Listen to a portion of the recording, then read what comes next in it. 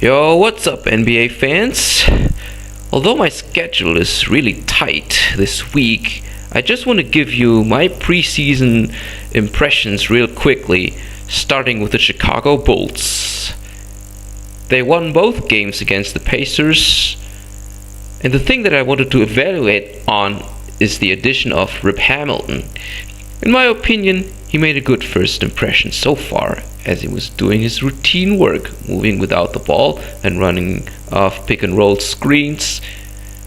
Though it's not so fast like in the past, he did quite an acceptable job, as he was taking open spot up jumpers and even displayed some playmaking skills on the break, and generally playing quite well with Derrick Rose on some fast break opportunities.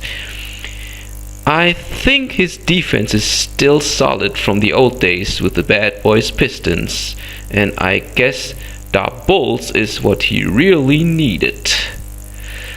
So Bruce Blitz, considering the fact that we cannot get a young talent like Nick Young or anyone else anymore in such a highly competitive free agency and trade market, and though we might have been skeptical at the beginning, I think we should give Rip Hamilton a fair chance, because what he has shown was quite reasonable and acceptable. The other thing that I noticed was that Joakim Noah finally stepped it up to be his old self in that rematch. If he keeps it up for the rest of the season, we have a strong force in the middle as well. Give us everything you got, Joakim. Come on. Finally, Derrick Rose has extended his contract in a 5-year multi-million-dollar deal, so apparently he's the chosen leader for this franchise. That's all there is to say, and now let's make a run for the championship. Next, let's talk about the Clippers and their blazing fresh start, as Chris Paul is serving up lob passes in order for Blake Griffin and DeAndre Jordan to serve up a facial. The big brother Los Angeles Lakers look kinda lost, but also bored too. Although it's preseason, it is no reason to get soft. I mean, come on, man. Kobe Bryant has injured his wrist, and people are assuming that it is all fake. Well, let's see whether he comes back at the season start. I think it shouldn't be a problem like that. But the fact is, Mike Brown's coaching record is 0 for now. And what does that indicate, Bruce? The Clippers have used this preseason very well to try to gel together as much as possible from day one. Besides Chris Paul, Chauncey Billups took the other two-guard spot, displaying his experience in point guard capabilities from the old Bad Boys Pistons days in from 2004 to 2006. So practically, the Clippers have a double-controlled tower in technically 2 point guards, one small and one big one. Chauncey still has something left in his tank, in my opinion. And then there's of course the Blake Show, who is doing what he does best, and that is to rock down the house with his dazzling dunks and converting those alley-oops to serve up a facial. But there was also DeAndre Jordan, who not only displayed his athleticism on dunks, but also his shot blocker abilities. Let me refer again to what Bruce Blitz said.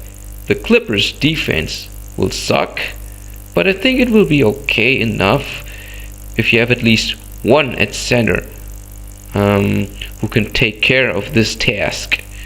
Secondly, I think Chauncey should be able to play some defense from his glorious Pistons days, and as well as Blake Griffin, who still has a lot of room for improvement in this area. The other day against the Lakers, he had 3 steals, I guess. And then of course, DeAndre Jordan is not enough to compensate for the more flashy intended offensive style and the lack of defense. But Come on, it takes time to become an all-round team to make a playoff run. But the Clippers have a good chance to make an impact this year. Other news. Kyrie Irving's debut was flattered with lots of turnovers and bad shooting percentages. He had 22 points in his first games, but his field goal percentage was really below the standards. And there's still a lot to be desired, of course.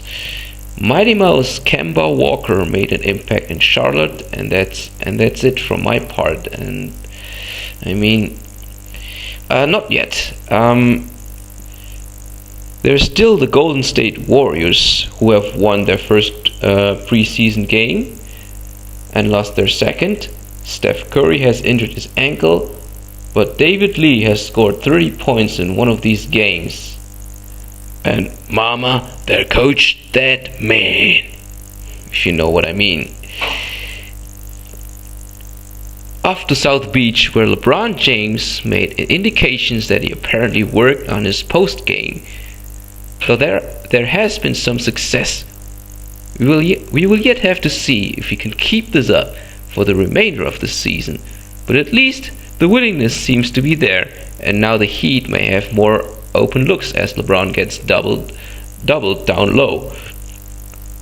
From the Miami Heat, I'm looking forward for their young point guard Norris Cole, who seems to be a brave little guy who is fast and who can push the tempo off the bench, something that Miami was sadly lacking last year. Pat Riley may have picked a horse in the dark, because Mario Chalmers, although he played reasonable in the first confrontation against Orlando, he played like crap in the other game last night. So you cannot afford to be inconsistent when you sign a contract extension, Mario. Finally, Eric Spoelstra has extended his contract as well, and that means whether Bruce Blitz and his friends from the Blitz Hardcore podcast like it or not, we have no choice but to accept that Riley has a lot of faith in his little brother, as he vows to make him a Hall of Fame coach when he held that press conference. Bottom line is, Eric Spoelstra has nothing much to fear for now, as big brother Pat Riley is watching over him and practically watches most of the games and passes on messages to Spoelstra after the game. So, if my worst fears as a Bulls fan come true and the Heat's only young talent Norris Cole develops as I anticipate, we will have more to worry about than we gave it credit for. I am MaxiRyu, and thank you for listening, folks.